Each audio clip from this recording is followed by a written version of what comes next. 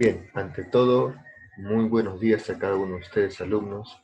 Vamos a seguir con el tema de Mesopotamia, otra de las culturas antiguas y muy relevantes en tiempos de egiptos y también de griegos y romanos. A ver, ¿qué significa Mesopotamia? Para nosotros aprender a saber este tema, tenemos que también incluir el significado de esta palabra. En realidad, Mesopotamia es el nombre que se le da a esta región, que quiere decir entre dos ríos. La cultura en la cual surgieron varias o varios imperios, se puede decir así, ¿ya? Se llama Mesopotamia. Pero dentro de Mesopotamia encontramos, como dije, unos 4 imperios que surgieron en ese tiempo, en ese lugar, en ese momento. Entonces, sabemos que es un imperio entre dos ríos, los ríos conocidos como Éufrates y Tigris. Estos ríos van a dar surgimiento a unas ciudades importantes que van a ser en realidad las primeras en el mundo antiguo. Empecemos. ¿Dónde está ubicado? Como ustedes ven en este mapa, vemos y observamos que el lugar actualmente es Irak, un país del Medio Oriente. Allí es donde surge, en la parte roja de la imagen, ahí es donde surgen las primeras ciudades más antiguas a nivel mundial y también la cultura mesopotámica. En este caso, el imperio sumerio. Se encuentra en los montes de Armenia. Al norte vamos a encontrar Anatolia y el Cáucaso. Al sur vamos a encontrar los desiertos arábigos y el Golfo Pérsico. Al este, la meseta de Irán. Y al oeste, el desierto de Siria y el desierto arábigo o de Arabia. Para ver también, agregar de que en el en el oeste también vamos a hallar al mar Mediterráneo. Terminada esta explicación, observamos también de que hay 4 diferentes colores por los cuales expresa esta cultura. La primera, que es de color rojo, nos habla del imperio sumerio, los primeros habitantes que surgieron y que se unificaron para convertir un imperio. La segunda es un imperio acadio, que va a ser un poco más expansiva al de los sumerios. La tercera va a ser el imperio asirio, quienes son los grandes conquistadores, pues van a llegar hasta Egipto, conquistando la parte norte de Egipto, más conocida como el Bajo Egipto. Y después vamos a tener Babilonia, que en realidad surge en 2 periodos. El primer periodo surge antes del imperio asirio y el segundo periodo después del imperio asirio. Y va a ser muy reconocido porque allí se van a crear los códigos de Hammurabi. Bien, vamos a empezar entonces con esta pequeña historia. Sabemos nosotros que el imperio sumerio era el imperio más antiguo que se encontró. Son más conocidos como ciudades-estado, más que un imperio eran ciudad-estado, porque en cada ciudad había un rey representante. Se dice también de que este rey primero comenzó a ser un sacerdote, y que estos sacerdotes gobernaban a través de los sigurats, que era un templo tipo pirámide, escalonadas, como le dicen. ¿Cuál es ese sigurat? El que vemos en esta imagen de acá. También encontramos, antes de que se forme como unas grandes ciudades, encontramos de que hubieron diferentes ciudades-estado, es decir, fueron las más antiguas porque se encontraron alrededor de 4000 a 3500 a.C. Las ciudades de Ur, de Uruk, de Lagash, de Kish, de Uma, de Nippur. Y también se le puede reconocer de que estas ciudades primero comenzaron a surgir a través de la religión. A estos entonces representantes sacerdotes se le llamaba Ensi. Y luego entendemos que con lo largo del tiempo fueron progresando y fueron conglomerando una gran cantidad de habitantes. Entonces fue que hubo un conflicto entre ciudades. Al surgir este conflicto, surgió un representante militar llamado Lugal. Entonces, fue este líder que aparte de que manejaba la religión, también podría manejar el aspecto militar de la ciudad. Entonces, también lo podemos reconocer como los realizadores de la escritura cuneiforme, que en realidad esta escritura que está a la mano izquierda, en esta parte de acá, estaba hecha en un material tipo barro, y que eran una forma de símbolos que en realidad expresaban las vivencias que tenían ellos y el proceso político que se podría originar, tanto en el sacerdocio como en el militar. Hay que agregarle también que ellos encontraron, investigaron y realizaron la rueda, el material en el cual iban a utilizar, y luego podemos decir de que en su adoración a los dioses, ya que cada ciudad era un estado, podemos encontrar también de que de cada ciudad-estado hay un dios, un patrón protector de cada ciudad-estado. Terminado esto, en el año 2350 hay una invasión de Sargón I. Sargón I organizó el poderío militar conquistando Sumeria, y sabemos que él fue el que unificó lo que es Sumeria y Akkad, convirtiéndolo en un gran imperio. Entonces, fue él que fundó la ciudad de Akkad, y también eh, fue él el que transmitió la escritura cuneiforme a los acadios.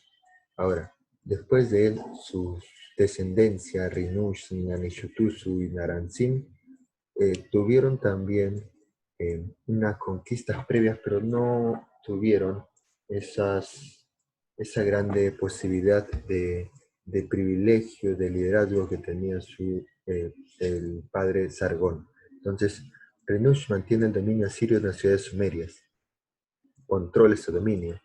Luego, Nenanishtusu amplía el imperio del Golfo Pérsico y Elam.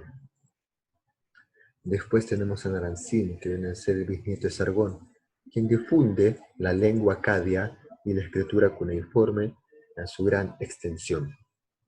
Entonces él lo difunde a gran escala, como inició su bisabuelo, y al final de ello sucede la conquista de los Guti por el rey Gudea, que independiza y se forma, quienes una parte de este grupo se independiza ya de estos Guti y forma la dinastía Ur. Es decir, dejan de lado los sumerios, los acadios, y forman los dos unificados, forman la dinastía Ur de los sumerios en este caso, porque nace en Sumeria, pero este periodo dura solo, bueno, desde 1830 hasta el año en que fueron conquistados por el imperio asirio. En primer lugar los babilonios, luego los asirios. Pero hablando de los asirios, fueron un gran imperio que conquistó gran extensión territorial, llegando hasta Egipto, conquistando en la parte norte de Egipto, como ven acá en el mapa, ¿ya? Y sabemos que surgió entre los años 748 y 609. Gobernó un rey en realidad, que administraba la satrapía. Las satrapías son las provincias del imperio asirio, y además fundaron su capital en la ciudad llamada Nínive. Entonces, otra ciudad importante era Asur. ¿Por qué? Porque su dios se conocía como Asur. Entonces, ahí es donde realizaban su adoración a su dios. Eran politeístas también, no solo tenían un único dios, tenían otros dioses como Adad, Anun, Dagón. En arquitectura podemos decir de que ellos utilizaron el marfil, tanto en la escultura como en arquitectura, el ladrillo y el azulejo de vidrio. También utilizaron el idioma arameo, primero el acadio, luego el arameo, que supieron expandirlo con Sargón II.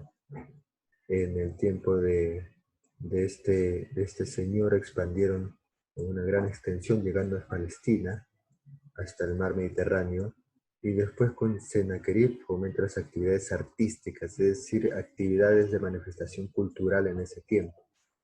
Luego Arsajadón conquistó Egipto, la parte baja de Egipto, donde está el delta del río Nilo. Después tenemos de que Asurbanipal y Zaragoza, Asurbanipal construye la primera biblioteca a nivel mundial, ¿ya? Después de él surge otra biblioteca más adelante que va a ser en Alejandría, en Egipto. Y Zaragoza fue destronado por babilonios, viene a ser el último rey del imperio asirio. Los babilonios lo derrotan, apoyados de los medos, más conocidos como los persas. Después tenemos el imperio babilonio en dos periodos. Primer imperio y segundo, el primer imperio y segundo imperio.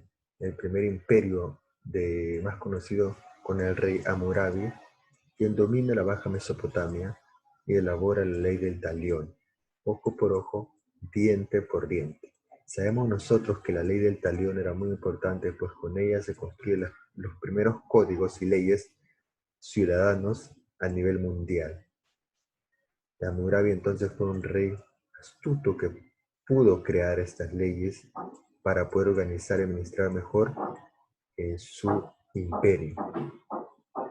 Luego de él, los reyes últimos fueron conquistados por los hititas, quienes estaban refugiados y se asentaban en su monte Sinaí. Luego tenemos el segundo imperio con Nabopolassar, que conquista el imperio asirio, apoyado de los babilonios, perdón, de los medos. Luego tenemos a Nabucodonosor. Nabucodonosor conquista a los egipcios por segunda vez, ya que los asirios habían conquistado a los egipcios. Ellos, con Nabucodonosor, se desarrolla un gran privilegio cultural en diferentes aspectos, en la arquitectura como en escultura. Y también hay que reconocer que en arquitectura tenemos la llamada, la llamada famosísima jardines colgantes, que en realidad se sabe que algunos dicen que es un mito, pero que sus estudios dicen que fue una realidad, pero una realidad que quizás se habrá hecho con Nabucodonosor o con su hijo. No se sabe ciertamente quién de los dos fue, pero lo que sí dice, bueno, la mitología, la historia, de que Nabucodonosor lo construyó por darle un regalo a su esposa y hacerle recordar al pueblo donde venía. Más o menos la imagen de estos jardines colgantes es este de acá. Y el de acá abajo es el conocido rey Hammurabi. Bien, después tenemos que su religión se produjo a gran escala y expandiéndose en todo el territorio con los dioses Marduk, Shamash, Istar, Anu. Construyen los muros de Babilonia también, los toros alados y los templos en forma de seguridad en cada uno de los lugares donde conquistaban. Lograron un gran conocimiento astronómico. Hay que agregar que eso es muy importante para el desarrollo de la ciencia. Y la escritura cuneiforme la expandieron en todo su territorio, realizada esta vez en tablillas.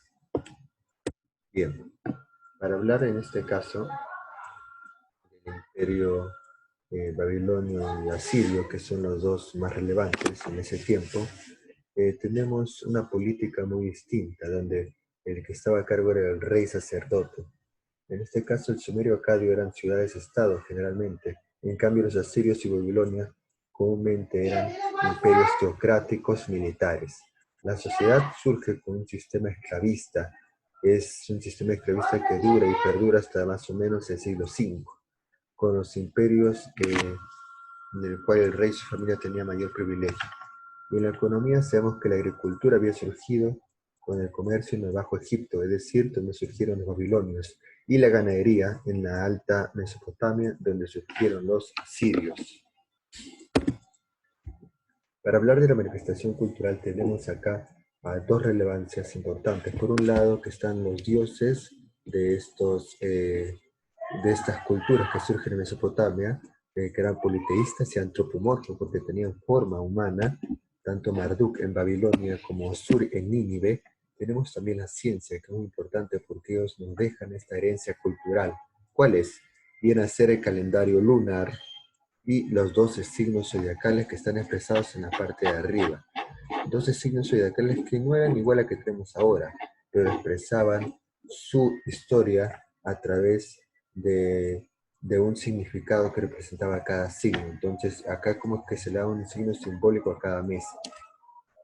También desarrolla operaciones con fracciones y el sistema sexagesimal. Estos son más importantes que no dejan de herencia cultural. Ahora, por otro lado, también se hicieron una gran arquitectura y escultura que no se había dado anteriormente, con los zigurats, por ejemplo, para el lado izquierdo, acá en la parte superior, y los jardines colgantes. Por otro lado, la escultura de los toros alados que ven acá en Babilonia, y la literatura, que es la primera literatura mitológica a nivel mundial, llamada el poema de Gilgamesh, que habla de la historia de un rey llamado Gilgamesh que vivía en, eh, con el imperio sumerio. Habla de sus aventuras, sus historias que él había realizado en ese tiempo. Bien, hasta acá entonces es toda la historia de la Mesopotamia que nos dejaron los signos zodiacales, la fracción, la sumatoria de fracciones y el sistema sexagesimal. Espero que les haya gustado. Conmigo será hasta la próxima, chicos. Nos vemos. Gracias.